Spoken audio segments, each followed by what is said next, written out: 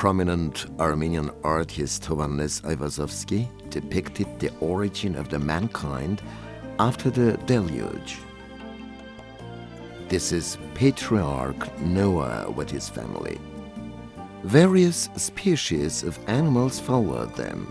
Soon they will inhabit the Ararat Valley, and a human race will reobtain the road of development and progress. And this one is the most powerful among the waves. The ninth wave is an unparalleled picture in the Armenian art.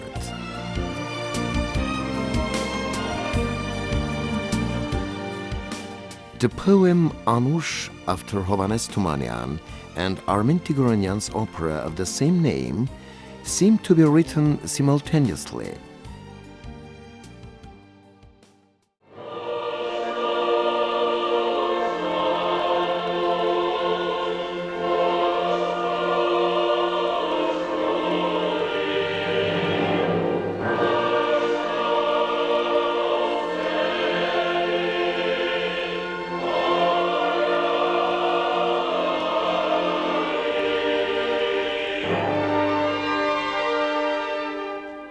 The perfection of Tumanyan's poetry is in tight cohesion with a means of expression of the national music, giving birth to the first national opera. Tumanyan's poetry is a melody itself. One can hardly find another poet who is more popular than him.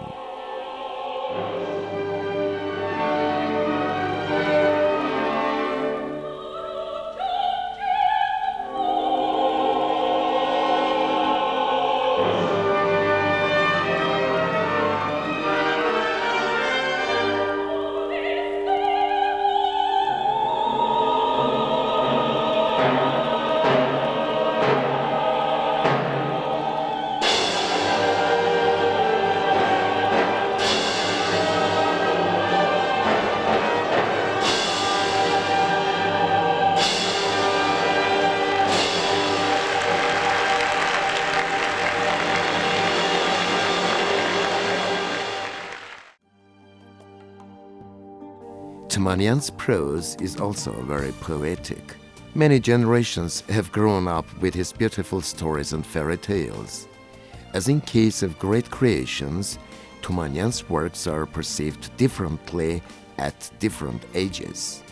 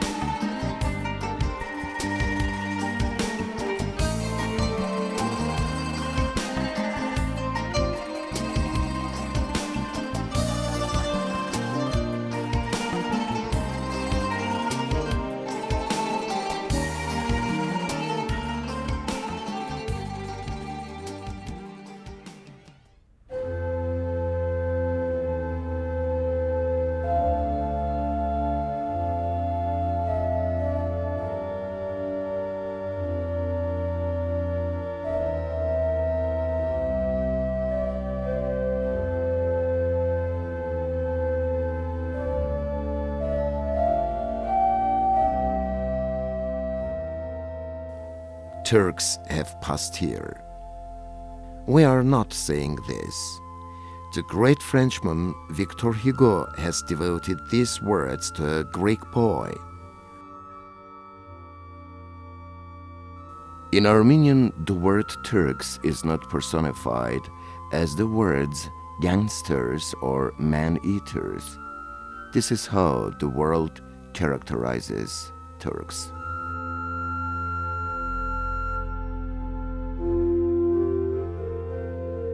Armenia entered 20th century tortured, deprived, and exhausted from multiple calamities. The unification of Eastern Armenia with Russia in 1828 ensured physical security of East Armenians, whereas the western part of Armenia always faced the threat of demolition.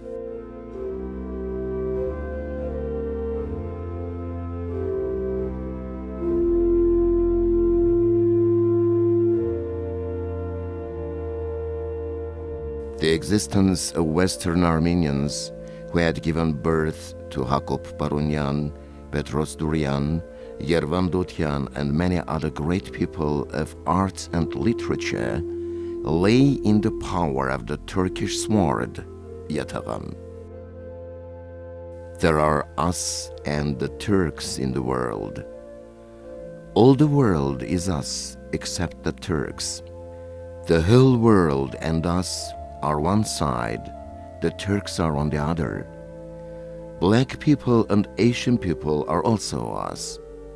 It is not a matter of being Christian or Muslim. Many followers of Islam saved Armenians who had narrowly escaped from Turkish crooked sword Yataghan, generously hosting them as their equal citizens.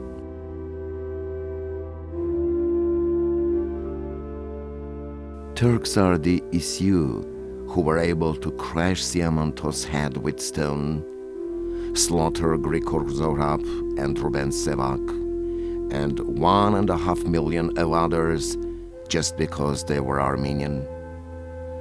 I do not blame Turks. They were not practiced in any other thing.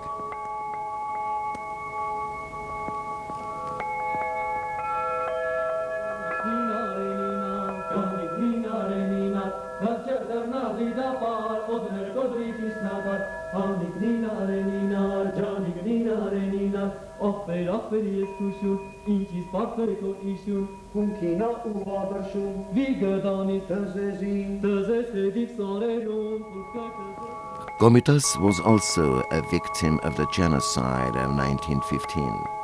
He was with his people then and lost his mental equilibrium during the tragic exodus.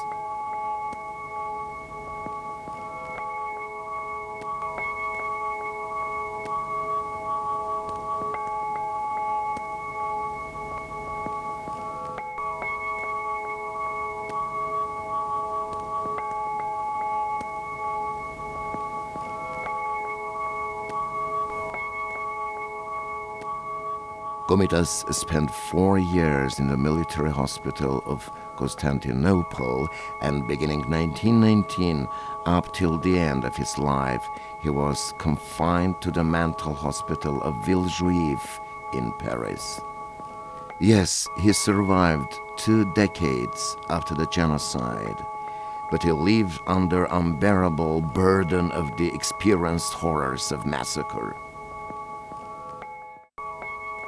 How could Gomitas not go mad surviving the first unpunished genocide of the 20th century? Gomitas died on the 22nd of October 1935 in Paris. The funeral took place on the 27th of October in the chapel of John the Baptist Church in Paris.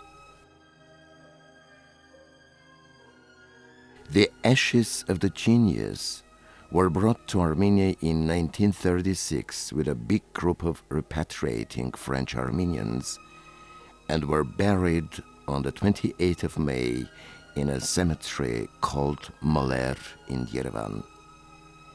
Now it is the Pantheon in the park named after the great composer.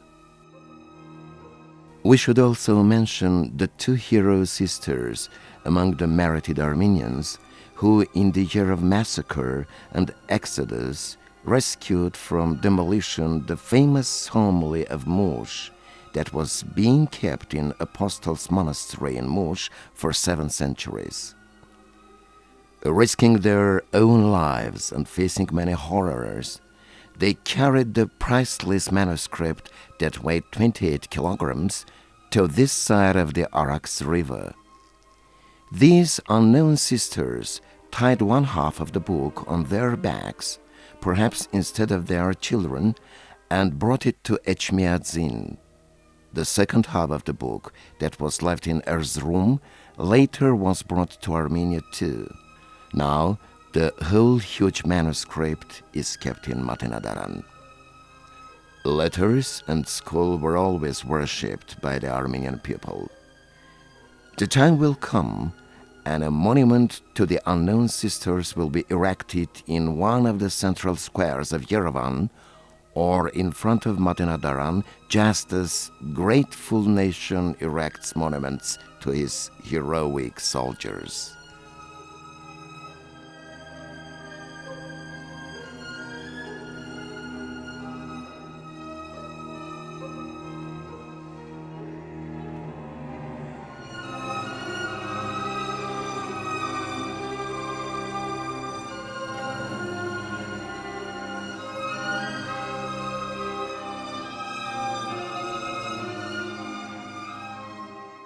Many prominent sons of our nation have found their last refuge here in Pantheon.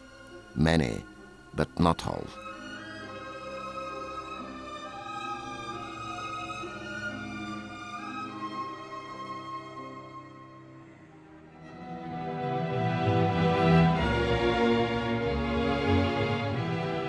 The biography and the creations of Yerishe Charentz are interlaced. He struggled and was tortured like his people and with his people.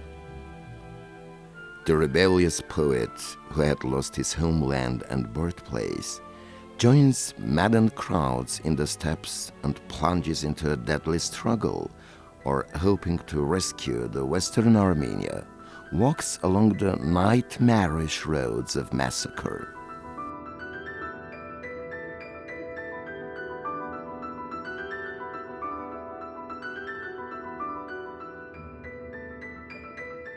Թողած կարսում գետի ափին տունը շինված անտաշքարով, կարսը թողած կարսի այգին ու հայրենի երկինքը մով, եւ Կարինե Քոթանջյանին անգամ չասած մնաս բարով, անց եմ կենում հիմա օտար քաղաքների ճանապարհով, անց եմ կենում շուրջս մարդիկ, շուրջս դեմքեր հազար, շուրջս աշխարհն է աղմկում մարդկային կյանքն անհավասար, եւ ով կասի ինչու ես դու, եւ ով կասի թե ուր հասար, դեմքեր աղբուտ են այնպես, կարծես շինված են տապարով, գոշ, տախտկալի ու խելագար, երգ է կարծես այս կյանքը մի, ինչ որ մեկիս սրտում բացված վերք է կարծես այս կյանքը մի, եւ ում համար, ում համար կարոտակես երկեհի մի սիրտս լցված տարիների սեղ մարջիջով ու կապարով, բայց շուրջս թող աշխարհ այս որքան կուզե խնդա, ծնդի, ես հաշմանդամ ու խելագար ու հավիտյան վտարանդի, դեպի երկինք պիտի գնամ, դեպի եզերք ամենտի, իմ բարձր, իմ ու աստղային երազների ճանապարհով, ու էլ ամեն մեղքի համար սիրտս հիմա ունի ներում, պիտի անդարձ ես հեռանալ, պիտի գնամ աչքս է հեռում, թե Կարինե Քոթանջյանին տեսնեք Կարսի փողոցներում, ասեք նրան, Չարենցն ասավ մնաս բարով, մնաս բարով. They say on those maddened days of the 30s, Charentz would take a coach and go up the hill near Vorjabert and would stare at Yerevan that lay beneath. Actually, a small city like Yerevan of 30s would hardly look fancy. But a magnificent view of the surrounding mountains open up from there, proud and snowy-capped mountains. Doubtlessly, Charentz looked at Ararat trying to find his childhood left behind the mountain.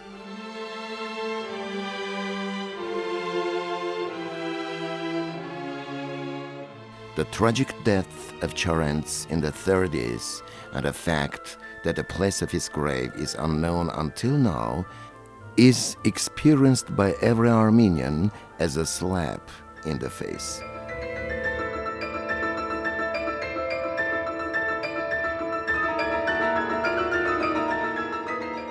Architect Toros Toromanyan.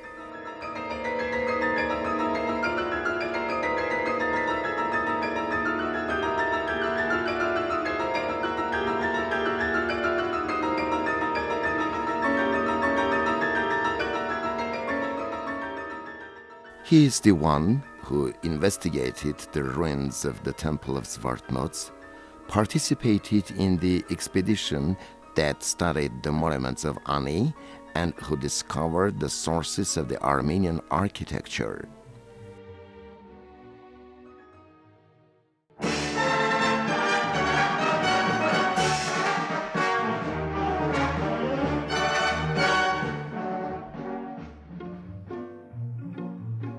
Զարթնում է Երևանը, գարնան անոշնչով, զարթնում է և իմ սիրտը, սիրով հուշի կանչով, մեր բադիզի վարդն առաջին, ահա քաղել բերել եմ քեզ, բայց ինչպես, ասա ինչպես, վարդը քաղեմ քո այթերին. Վարվում է Երևանը ամռան գիծիչ հրով, վարվում է և իմ սիրտը անհակ սիրո տենչով, մեր բադիզի ծիրաններից, ահա քաղել բերել եմ քեզ, բայց ինչպես, ասա ինչպես, համբույր քաղեմ քո շրթներից. The main task of architect Alexander Tamanyan, after his repatriation to the land of his ancestors, was to design the general plan of Yerevan for a population of 150,000.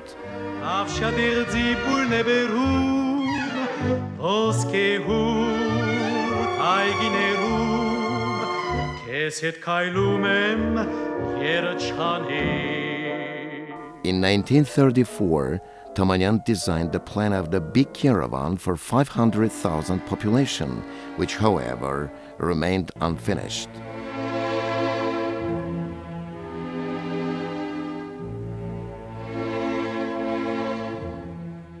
Tamanyan has created a plan of Gyumri, Vagarshapad, Stepanakert, and other cities as well.